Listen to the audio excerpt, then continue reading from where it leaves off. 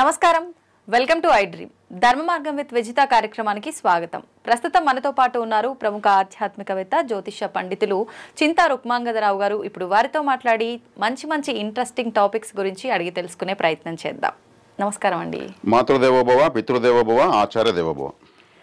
అయితే మనం మాట్లాడుకునే ప్రతి టాపిక్ కూడా ఎవరో ఒకరు పెద్దవాళ్ళ మాటల ద్వారా మనం నిత్యం వింటూనే ఉంటాము, సంభాషిస్తూనే ఉంటాము, కానీ మర్చిపోతుంటాం ఎప్పటికప్పుడు. అవే మళ్ళీ ఒక్కసారి గుర్తు చేసుకొని ఆచరించే విధానంలోకి తీసుకెళ్లే ఒక విషయం గురించి తెలియజేయడమే ఈ ప్రోగ్రామ్ అని నేను అనుకుంటున్నాను. దానికి సంబంధించిన ఒక టాపికే ఇప్పుడు కూడా తీసుకున్నది. ఏంటి అంటే ప్రాప్తం.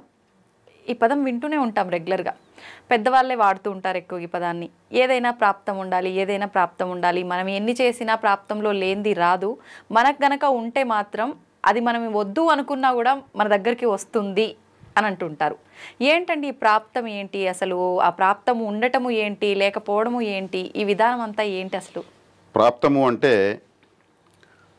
మనకు ఇప్పుడు లభిస్తున్నది ప్రతి ఒక్కటి ప్రాప్తమే, లభించిన విషయం కూడా ప్రాప్తమే. అది లభించకపోవడం లభించిన ప్రాప్తము.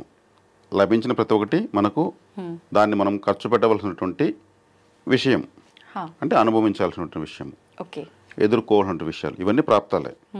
ఈ సమస్తము ప్రాప్తము అనేటువంటి విషయంపైనే ఆధారపడి ఉంది. అంటే ఇప్పుడు ఫర్ ఎగ్జాంపుల్ మీరు ఒక హోటల్కి వెళ్తారు, భోజనం చేస్తారు, కొన్ని మెతుకులు చుట్టూ పడిపోతాయి, వాటిని ఎత్తుకుంటారా? మీ పేరు అది వాటిపైన రాయలేదు కాబట్టి అవి దూరం కలిపాయి. మీరు తినే ప్రతి ధాన్యం పైన మీది అని రాసి పెట్టుంటే అది మీ కడుపులోకి వెళ్తుంది. మన కంచంలో ఉంది, మనకు దగ్గరలో ఉంది, అయినా మనం తినలేకపోతున్నాం దాన్ని.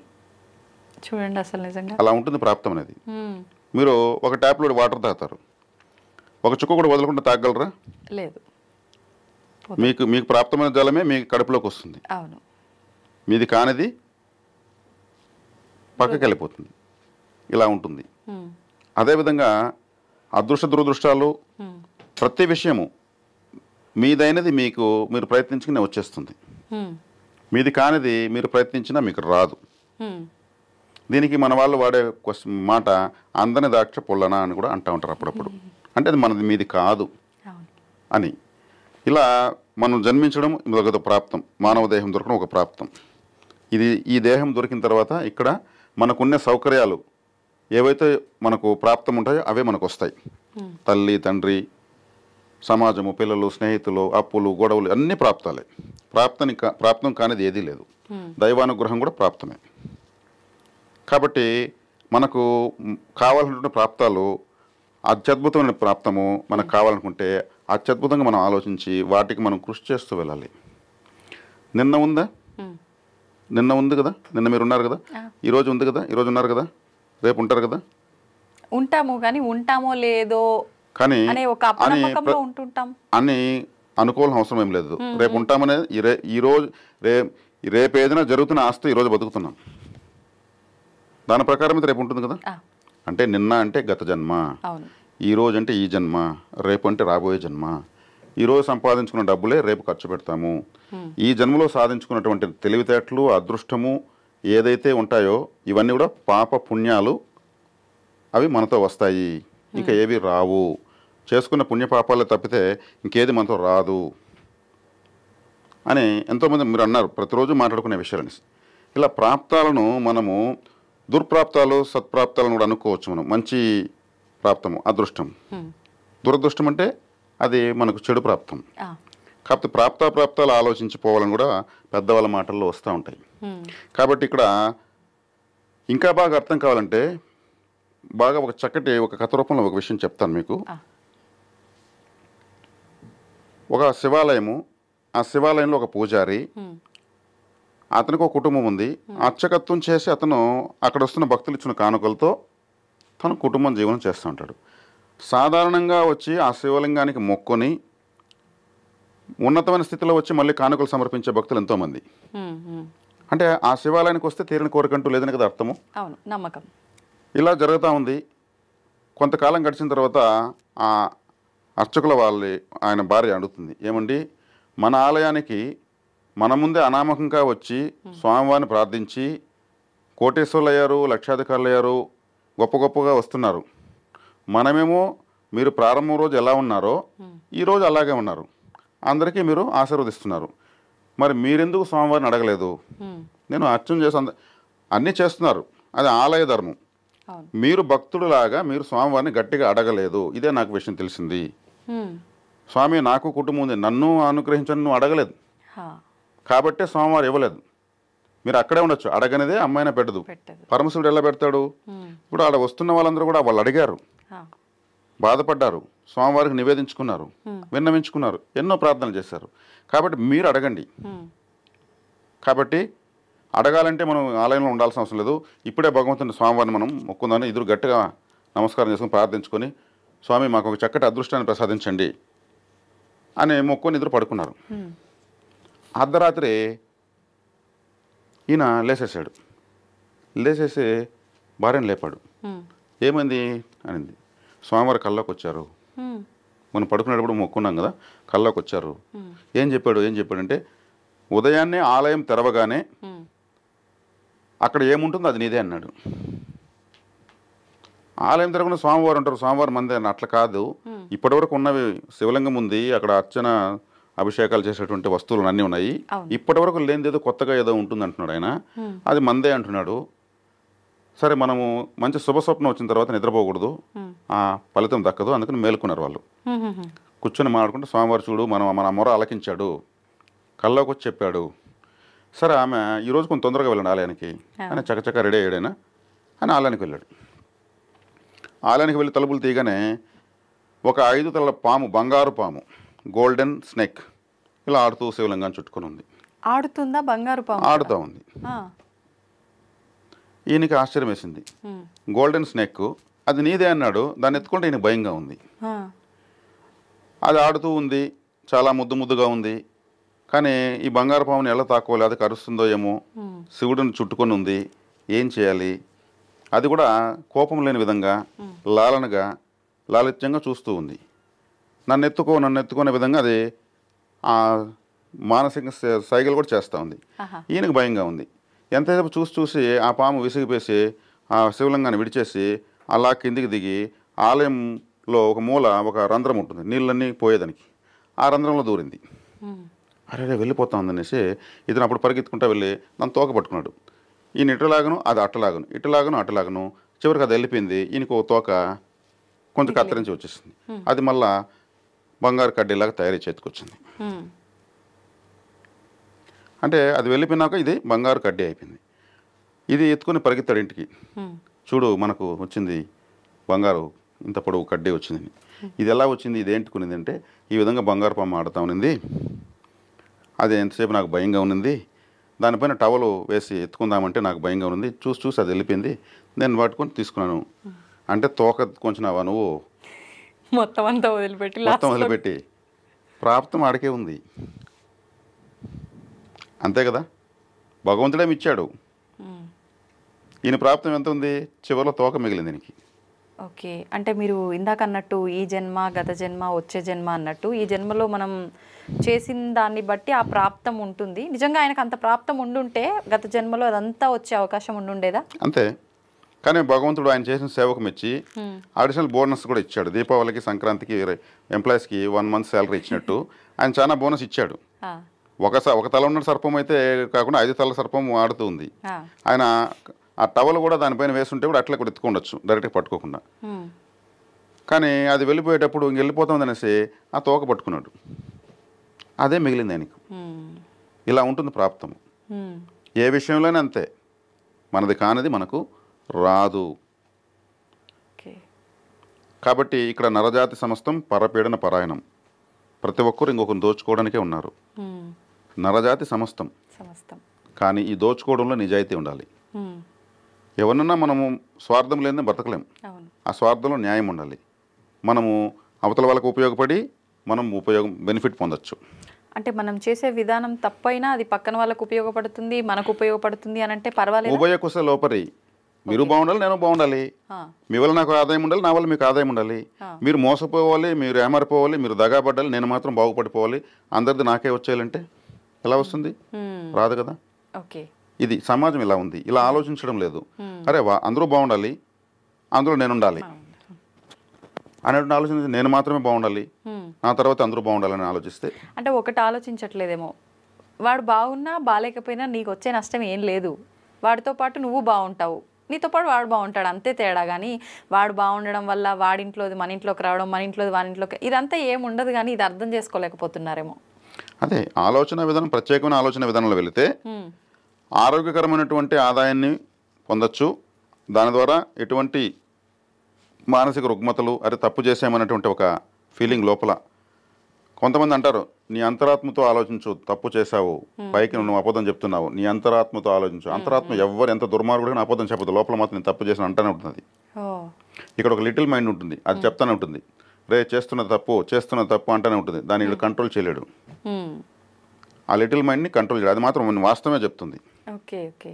కాబట్టి ఈ సత్యాలను గ్రహించి ఎలా బతకాలనేది ఒక ఫార్మాట్ క్రియేట్ చేసుకుంటే మన ప్రాప్తం మనకు ఎలా రావాలో వస్తుంది. ఆ ప్రాప్తాన్ని మరింత శక్తివంతం చేసుకోవాలంటే మరింత వికసించినటువంటి విలువలతో కూడుకున్నటువంటి ఆలోచన విధానాలతో కూడుకున్నటువంటి ప్రవర్తన మనం డెవలప్ చేసుకుంటే ఇది ఒక పంటే. అవును. ఇప్పుడు మీరు చెప్పిన విధానంలో ఈ స్టోరీ విన్న తర్వాత మీరు చెప్పిన దాన్ని బట్టి పాజిటివ్గా ఆలోచించిన వాళ్ళైతే నిజంగా నాకు ఇంతవరకే రాసి పెట్టుంది కాబట్టి ఇదే వచ్చింది అని అనుకుంటే సరిపోతుంది.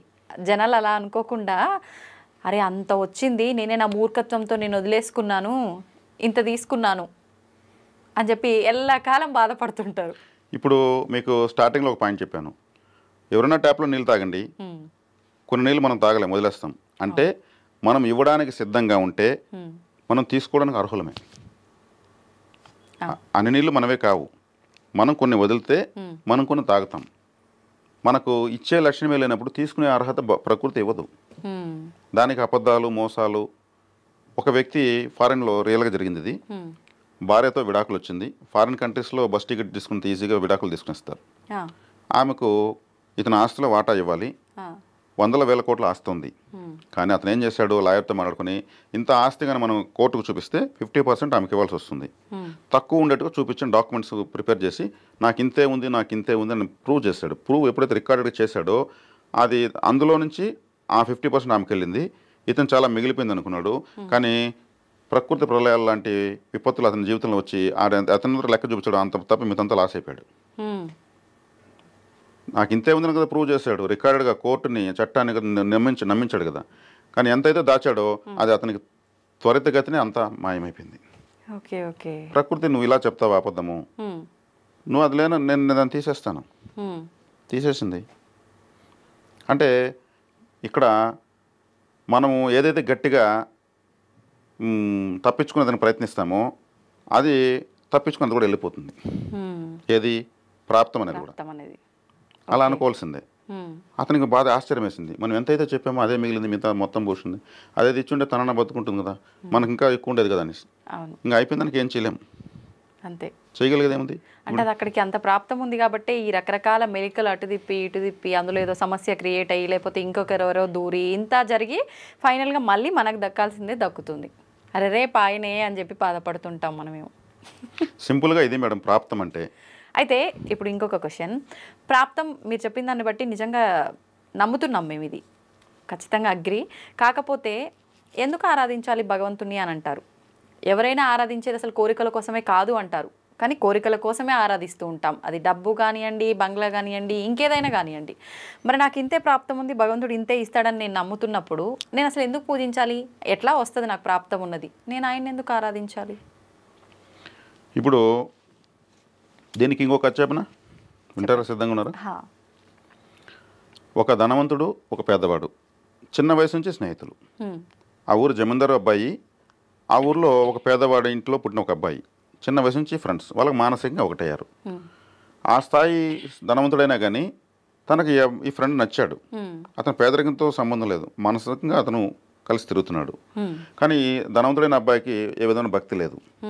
ఈ అబ్బాయికి భక్తి ఉంది, శివారాధన బాగా చేస్తాడు.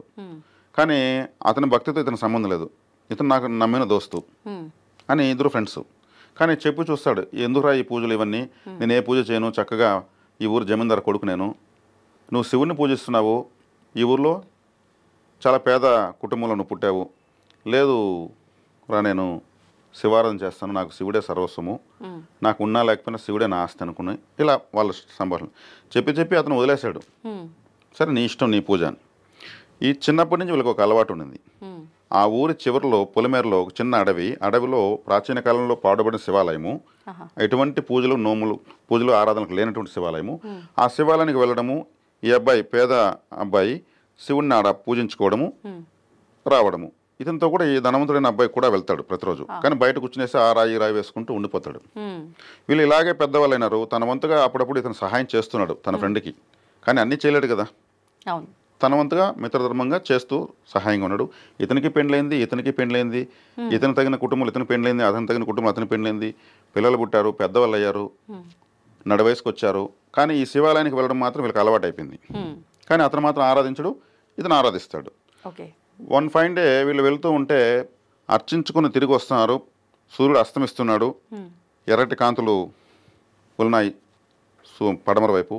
తిరిగి వస్తా ఉంటే పోతున్నప్పుడే ఇతను చెప్పు తెగిపోతుంది, పేద వ్యక్తిది. సరే పారేస్తాడు. పారేరా, ఎందుకు అప్పుడు ఇంకా వేసుకుని తిరుగుతున్నావు, సర్లేరా నేను తీస్తాను ఏదో అన్నారో అయింది. వెళ్ళారు, అర్చించాడు, ఇతను బయటనే ఉన్నాడు.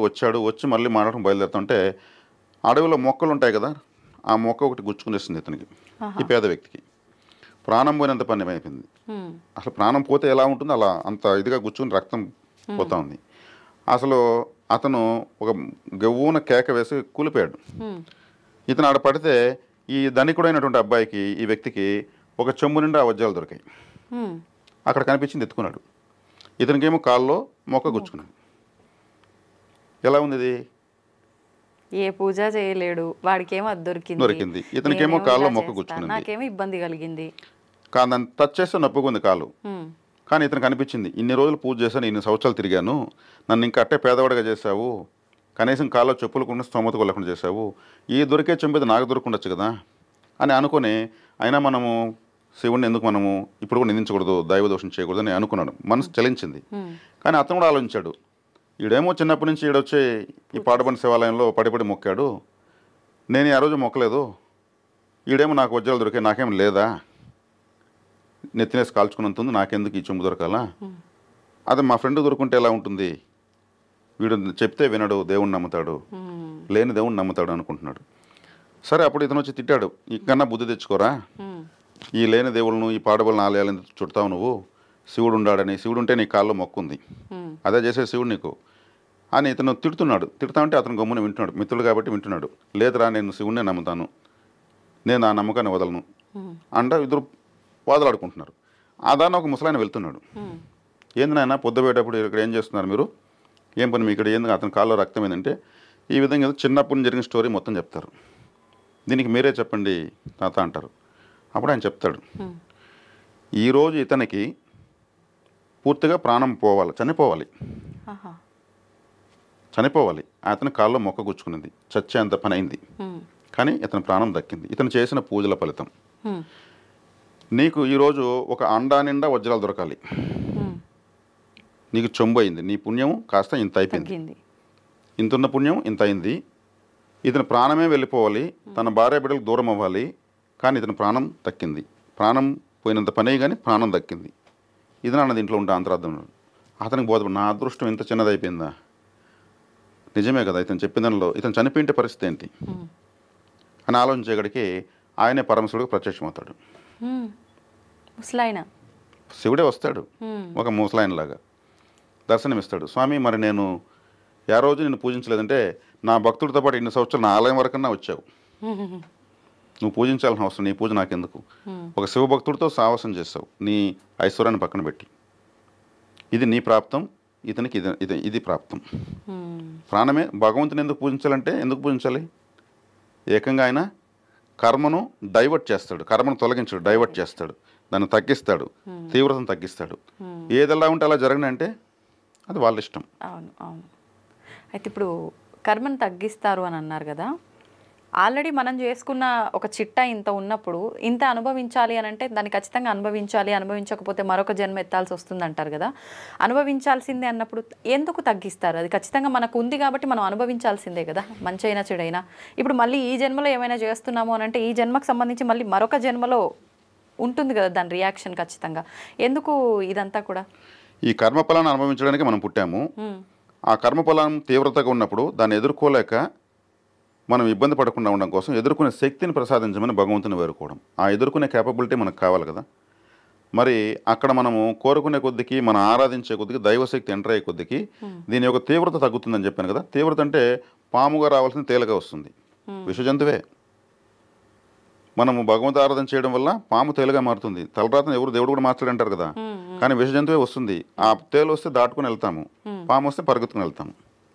కాబట్టి ఇక్కడ ఏమైంది? దైవారాధన వల్ల, దైవాన్ని ఆరాధించిన వాళ్ళు ఎవరున్నారు? ఏ మతం వల్ల ఆ మతానికి సంబంధించినటువంటి ఆరాధన చేస్తూనే ఉన్నారు.